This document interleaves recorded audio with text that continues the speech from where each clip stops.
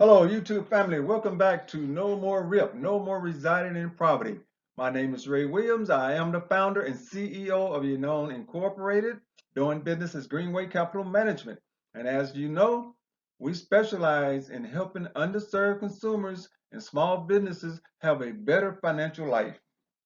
Today, I will be talking about how to use common stock to generate or fund your business. This is one of the little known ways that most small businesses don't know about how to use this method to finance their business. Okay, by using what is known as Regulation D Rule 504. This is a exemption under the 501 rule, which allows companies to offer and sell up to $10 million of securities to any type of investor within a 12-month period. Rule 504 is often used for smaller companies and may be subject to security laws, which are known as blue sky laws. Now, there is a disclaimer. This is for informational purpose only. This is not for legal advice. This is only for informational purpose. Now, anyone can offer and sell to an unlimited number of both accredited and unaccredited investors. Under Rule 504, you can offer your securities to as many individuals or entities as many as you want. But now you have to remember, with this particular program, you do not have to worry about breaking any thresholds. First of all, let me remind you, non-accredited investors is any investor who does not meet the Securities Exchange Commission requirements for accreditation. Generally speaking, this means the investor does not have a high net worth, large income, or substantial investing knowledge. So remember that an accredited investor is different from a non-accredited investor. And next of all, this will be brief on the Rule 147, which allows issuers offering securities in trust state, which means within one state only, to avoid federal registration. Rule 147A permits a company to be incorporated or organized out of state, so as long as the company has its principal place of business in state and satisfies at least one doing business as, which is a DBA requirement, that demonstrates the in-state nature of the company. So in other words, you can set your business up as a DBA in one state, and you can use Rule 147. Now, what I do advise, remember, research this information or seek out an attorney, preferably a business attorney, because this is a valuable piece of information that small businesses who intend to grow. This is not for the mom and pop business. This is for those businesses who seek to become multi-million-dollar businesses. If you are starting a business or have a business and you're needing funds and you want to get into the 504 Regulation D, use this to your advantage, because this is a method where you can raise up to $10 million per year without registering with the Securities and Exchange Commission. Now, also there's a note at the bottom. You read this whenever you have a chance. Just don't just pursuant to the both Regulation D and Section 4A2, securities sold under the pursuant of this exam. Read this when you have time. Now, what is a private company? Now, this method is for private companies. Private companies are just that. They're private. They're not traded on the stock market. So we are dealing with private businesses, what I'm talking about here.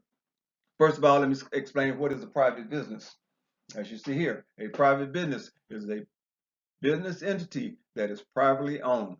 either by an individual, a group of individuals.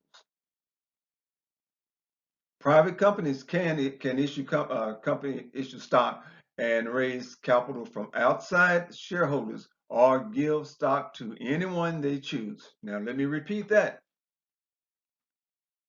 Or give stock to anyone they choose, but their shares do not trade on a public stock exchange, which I just explained. But the key point here is that as a private company, you can give your stock to anyone you choose. And you will see how all of this come into play later on. Okay, a private non-public stock offerings are most likely exempt from registration requirements of the Securities Exchange Act of 1933. These offerings are not made to the general public and therefore do not need to be registered with the Securities Exchange Commission. Now, what this is saying basically is that as long as you offer these to, say, not as a publicly traded stock offering, meaning again, it's a private stock. You cannot make it to offering to the general public. And what that basically means is that you cannot go out and run an advertisement saying, hey, invest in my company. You cannot market your offering, basically. But you can go out and present your offering to individuals. Or individuals can contact you and seek information regarding your offering, but you cannot advertise your offering. Remember, if you decide to go this route, get a business attorney. Do your research. Now, let me also point out that a private company stock is offered exclusively by a private company to its employees, investors, or customers. Again, that plays a key part in what I will be discussing. Or customers. So you can offer stock to your customers. Unlike a public company, the purchase and sale of private stock must be approved by the issuing company. So in other words, you as the founder, and if you have a board of directors or majority holders of your private company, it has to be issued by your company. It has to be approved and issued by your company. Now, buying or receiving private stock of a company that intends to generate millions in revenue can be a lucrative investment. It can. Again, remember with this private offering under Rule 504, you can raise up to $10 million per year. Private companies are not required to provide inside information to the public, so investors are often betting on the jockey and not the horse.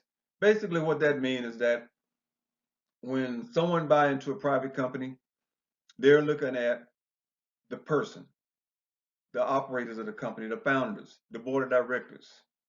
They're betting on those individuals to make this a valuable company. Now, although the private stocks are not registered with the Securities Exchange Commission, all approved shares is purchased and sale. The SEC still regulates approval of these stocks. So understand that this basically doesn't mean a whole lot. Now, okay, let's say for example, you start XYZ Incorporated and you authorize 25 million shares of common stock and you approve 20 million shares to be issued. You issue yourself 15 million shares. Put 5 million shares in reserve for future use, and you sell or gift the remaining 5 million shares. So basically, you have 5 million shares that you can give away to whoever you choose, customers. In this example, in my case, again, let's say you use the 5 million shares to sell or give to give away as an incentive to your customers that purchase your products or services for a certain amount. Now, assuming your corporation is a startup with very little or no reserves or assets and no current value. If the company grows and the value of the stock increases, the customers will make money. If the stock value doesn't increase, the customer loses nothing because they purchased a service, a product that they were going to purchase anyway. You just provided the stock as an incentive. So if in the future the company do well, they benefit from it. And there are many companies who have done this. Microsoft gave away stock to its employees when they could not afford to make payroll. And they ended up with over 300 millionaires in Microsoft.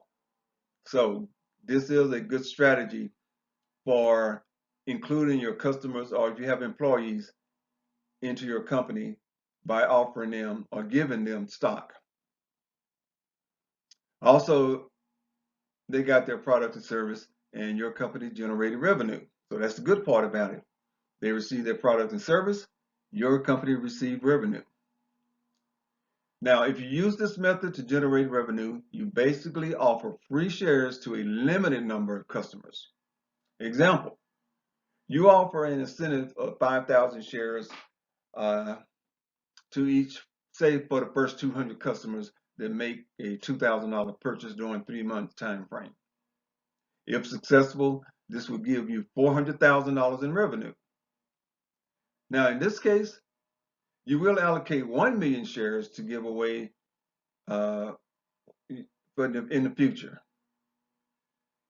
And you have another 4 million shares to incentivize your customers with. So basically, based on this example, you had 5 million shares in reserve. You allocate 1 million shares to give away.